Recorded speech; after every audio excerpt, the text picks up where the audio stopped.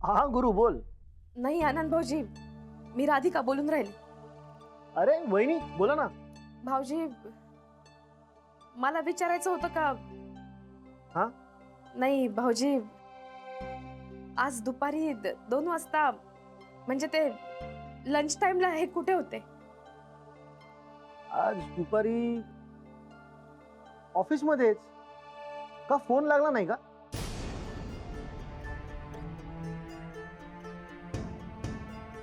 अरे हा, तो ना तो वॉशरूमला गेला होता आणि तेव्हा बाहेरून कोणीतरी कडी लावून घेतली. नशीब मी गेलो तिथे, त्यांनी मला बोलवलं म्हणून मी ती कडी उघडली आणि तो बाहेर आला. त्यावेळेस जर तुम्ही फोन लावला असेल ना, म्हणून फोन लागला नसेल. हा,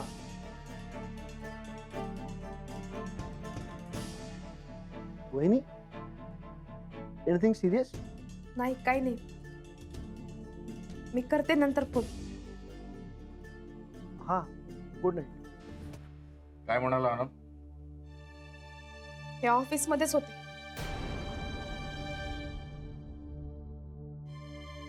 वॉशरूमला गेले होते तर कडी लागली बाहेरनं. आनंद भाऊजींनी यांना बाहेर काढलं. झालं समाधान? माझं आणि मला काही दुसरी कामं नाही आहेत का हो? शनायाबरोबर फिरण्या व्यतिरिक्त की तेच करत बसतो मी फक्त? आणि तुमचा माझ्यावर विश्वास नाही? आहे. आमचा सगळ्याचा तुझ्यावर विश्वास आहे. अरे तू लबाड तर होतासच, पण आता बेरकी झालायस. बरं ठीक आहे. नाही नाही नाही ना, विश्वास नाही ना माझ्यावर? नाही नाही, मी खोटं बोलतोय, आनंद खोटं बोलतोय, आम्ही दोघंही खोटं बोलतोय. पण त्याच वेळेला शनाया काय करत होती तेही बघूया ना आपण. हा म्हणजे काय तो सोक्षमोक्ष पुन्हा एकदा लागून जाईल नाही का? बरं आम्ही दोघं जरी खोटं बोललो तरी पानवलकर खोटं बोलतील का? हा, त्यांनाच विचारूया ना. जाऊ दे बरं. नाही नाही असू दे ना, बघूया ना आपण.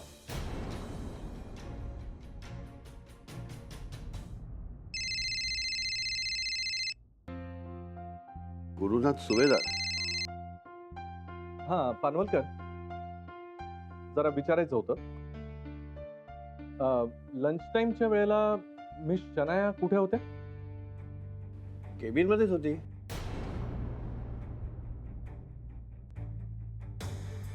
का? नाही म्हणजे असं विचारायचं होतं की काही लंचला बाहेर वगैरे नाही ना गेल्या? नाही नाही, माझ्या केबिन मध्येच होती ती. भयंकर डोकं खाल्लं तिने माझं. Pizza pizza pizza.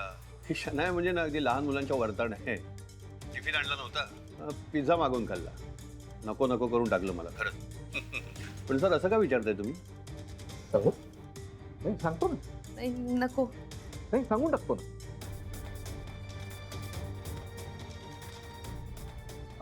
नाही काय नाही, नंतर बोलतो तुमच्याशी सविस्तर. हा, थँक्यू थँक्यू. झालं समाधान? पहा महाजनी, तुम्ही तर सगळ्या जगात जाहिरातच करून टाकली. गुरुनाथ सुभेदार कसा बदफैली आहे.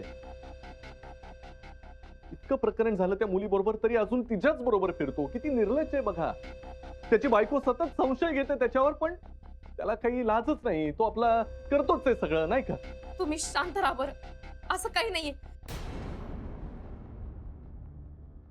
महाजनी काका, तुम्ही काऊन सारखं सारखं हे काही बाई सांगता आम्हाला?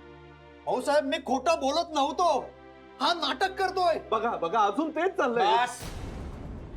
रामाचा अवतार असल्याचा आव आणून आम्हाला खोटं पाडण्याचा प्रयत्न करू नकोस. सही एकदा खोटं बोलणाऱ्या माणसावर काय विश्वास ठेवायचा?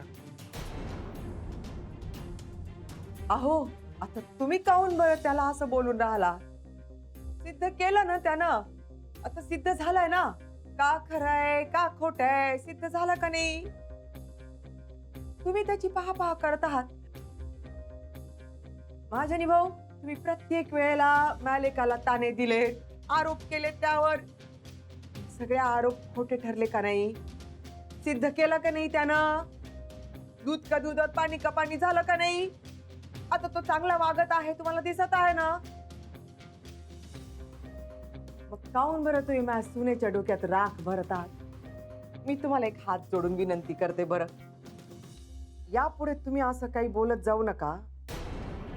माझ्या मुलाच्या बाबतीत मी काही खोटं नाटं ऐकून घेणार नाही बरं. आम्ही कोणीच काहीच ऐकून घेणार नाही तुमचं. माझे भाऊ, तुम्ही यापुढं या घरात नाही आलात तरी चालत.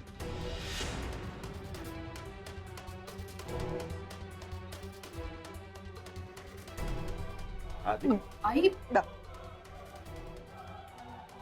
मागेली ठीक आहे, मी नाही येणार तुमच्या घरात. इतके वर्ष तुम्ही नव्हतात तेव्हा राधिकाची या मुलीसारखी काळजी घेतली, तिनंही आम्हाला जपलं. आमच्या दोघात एक नातं निर्माण झालं होतं आणि आणि त्या नात्यातून निर्माण झालेल्या काळजीपोटीच मी तिला मदत करत होतो. पण आता नाही करणार. राधिका, माझ्यावर विश्वास नको ठेवूस. नाही काका, तसं नाहीये. काय करणार? मी आता म्हातारा झालोय ना, मला दिसत नाही, आठवत नाही, मला काही उद्योग नाही, दुसऱ्याचा चांगला चाललेला संसार मला बघवत नाही, म्हणून मी हे करतोय असं वाटतंय ना तुम्हाला? राधिका, मी हे सगळं तुझ्या चांगल्यासाठी करत होतो आणि एक ना एक दिवस हे तुला कळेल. आणि ज्या दिवशी हे सत्य तुला कळेल त्याच दिवशी मी तुझ्या घरात पाऊल टाकेन.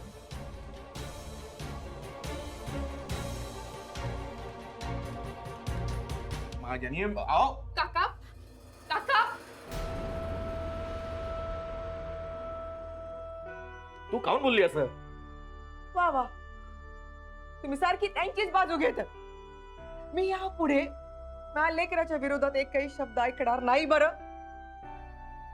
सारखं त्याईचं खरं आणि माझ्या लेक खोटा.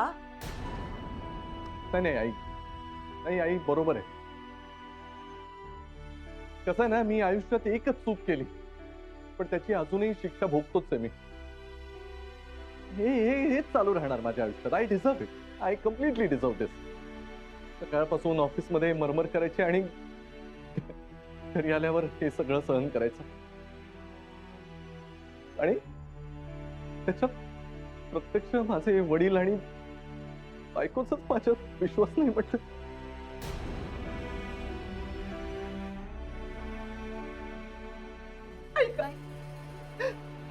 गुरु, आव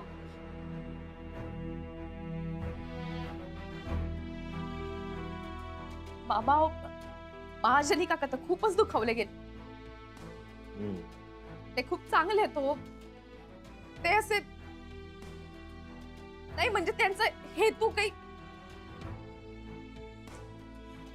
मला तर काहीच समजून नाही राहिलं.